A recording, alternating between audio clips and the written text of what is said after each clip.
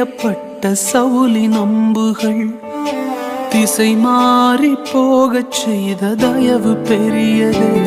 என்னை குறிபார்த்து எறியப்பட்ட சவுலின் அம்புகள் திசை மாறி போகச் செய்த தயவு பெரியது.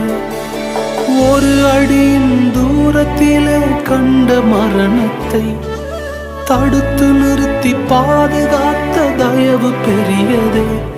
இந்த தயவை பாட ஜீவன் உள்ளதே.